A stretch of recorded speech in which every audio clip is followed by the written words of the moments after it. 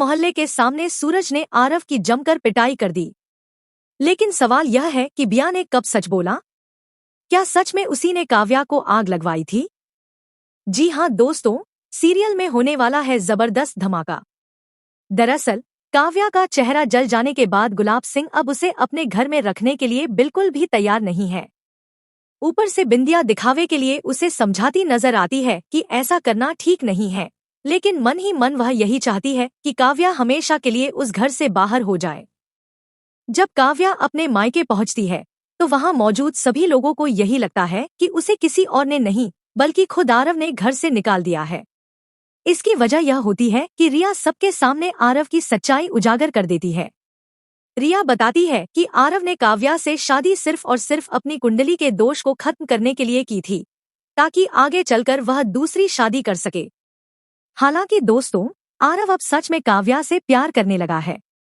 उसे यह तक नहीं पता होता कि गुलाब सिंह और बिंदिया ने मिलकर काव्या को घर से निकाल दिया है।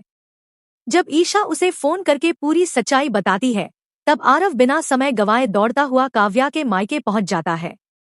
लेकिन वहां पहुंचते ही काव्या का पूरा परिवार उसे देखकर गुस्से से आग बबूला हो जाता है, क्योंकि सभी को यही लगता है कि आरव अब भी काव्या के साथ धोखा कर रहा है।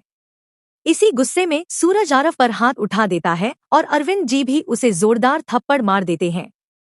इसके बाद घर का दरवाजा बंद कर दिया जाता है। इसके बावजूद आरव हार नहीं मानता। वह घर के बाहर ही खड़ा रहता है और लगातार काव्या से माफी मांगता रहता है।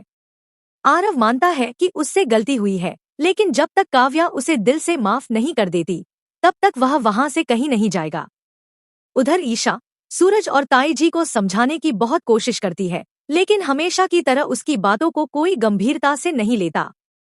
जब आरव बार बार दरवाजा पीटता है तो सूरज गुस्से में बाहर आ जाता है। वह आरव का हाथ रस्सी से बांध देता है और पूरे मोहल्ले के सामने उसकी पिटाई करता है। इतना ही नहीं, सूरज आरव को अपनी बाइक से बांधकर घसीटते हुए गुलाब हवेली तक ले जाता है। यह नजारा देखकर पूरा मोहल्ला सन्न रह जाता है। दोस्तों, आगे आने वाले एपिसोड्स में कहानी और भी ज्यादा ट्विस्ट और ड्रामे से भरपूर होने वाली है, क्योंकि बिंदिया अब एक नई साजिश रचने की तैयारी में है।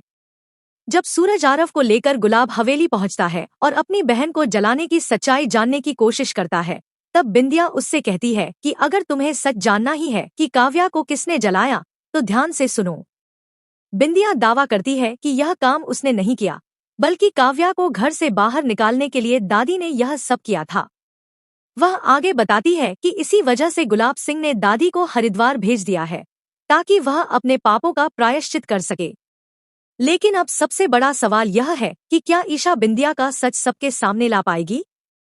और क्या सूरज मान लेगा कि बिंदिया सच कह रही है? आपको क्या लगता है, आगे क्या होने वाला है? अपनी राय हमें कमेंट सेक्शन में जरूर बताइए। ऐसे ही लेटेस्ट अपडेट्स के लिए हमारे चैनल को सब्सक्राइब करना न भूलें। अगर आपको यह वीडियो पसंद आई हो तो इसे लाइक और शेयर जरूर करें। लेकिन असली खेल अभी बाकी है। क्या यह सच है या फिर बिंदिया की एक और खतरनाक चाल? अगर आप जानना चाहते हैं आगे क्या होगा, तो अभी चैनल को सब्सक्राइब करें, वीडियो को लाइक करें और कमेंट में जरूर बताएं कि आपको किस पर भरोसा है, आरव पर या बिंदिया पर।